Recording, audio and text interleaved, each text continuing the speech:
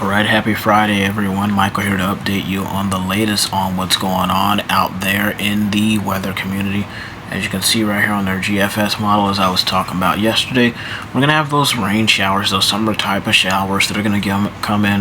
You're going to have your special weather statements, your severe thunderstorm warnings and whatnot. I mean, those normal rain showers that'll be impacting your day-to-day on the daily basis. As you can see there, areas of low pressure and high pressure are kicking in, bringing us those rain showers. Look at South Carolina in the upcoming days. We don't know if this is exactly going to happen because those are days out, but just it really looks like in the pattern right now we're just seeing overall some showers. Now if I bring you here to the European model, let's see what we have here.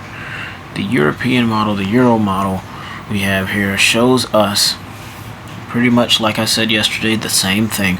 We're going to be seeing showers and thunderstorms that'll be popping up. Your low pressures, your high pressures here and there. As you can see, look at those rainmakers. You have it right there, mainly in the southeast right there.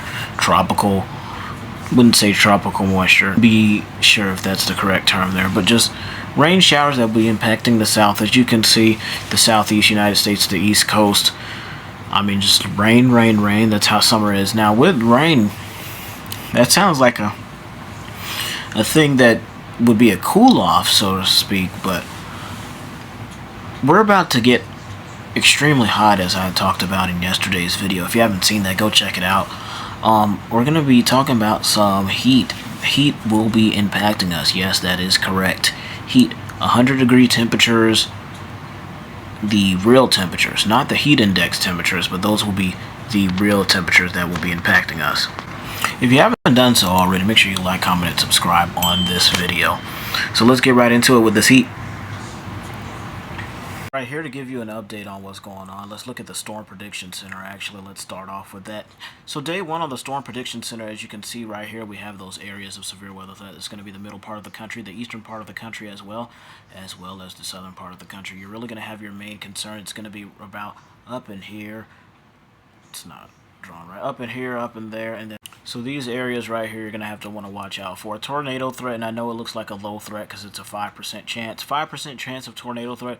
It's really going to be an issue, to be honest with you. I'd rather say be safe than sorry, so make sure that you're looking out on it. These 5%, as I see with these tornado risks, you don't really have too much of those pinks and those things like that. So this right here is a bad threat. So if you live anywhere from Evansville to Louisville, Kentucky, you need to be on lookout right there.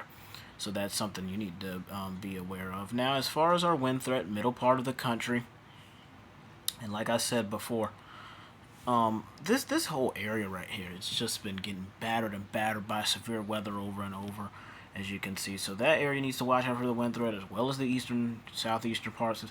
Up in New England, you need to watch out for that wind threat as well. Hail threat, not going to be much in that area that we discussed before. So if you look right into there, it's not going to be much there. But it is going to be in this area right here that you need to watch out for. So that hail threat, it's going to be an interesting part of that part of the country. Day 2 outlook, as you can see here from this, is from the Storm Prediction Center here. As you can see, let's zoom in a little bit on what's going on here. So you're going to have mainly in your area up here in the northern parts of the country. As you can see there, the orange on your screen, we're starting to see another color added to this that's more severe. Some thunderstorms, things of that nature. Tornado threat going to be in the north and the eastern part of the country. So not going to be as much as we saw that's going to be happening today, rather. But as you can see, that wind threat is going to be all the way right here. So it's going to go all the way. It's going to be from the north, and it's going to be all the way down to the southeastern United States that we need to watch out for. So if you live in Charlotte, really Raleigh eastward, you need to watch out for that wind threat right there as well. But if you're in part, you need to watch out for those reds right there on your screen.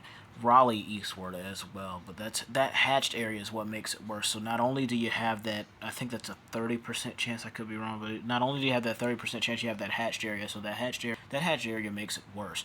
So realistically, you have to watch out for that as well. So hail threat tomorrow, right here on the north central part of the country, right there. Now day 3 outlook, we're not going to get much from the day 3 outlook. As you can see, the categorical data information right there, it's going to be the same as tomorrow. So for your Sunday, it's going to be the same. Monday and Sunday are looking similar to each other. So up there by Grand Forks and things like that. Charlotte, got to watch out there. a little bit of that severe threat now as you come for severe thunderstorm outlook, as you can see up there by Grand Forks. Also Charlotte eastward, you got to watch out for that area too. So there's a lot at stake right here.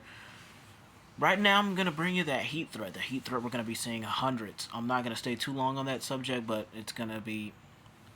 It's what we talked about in today's... not today's. It's what we talked about in yesterday's video. If you haven't seen that video, please go check it out. But that video is going to explain about the heat.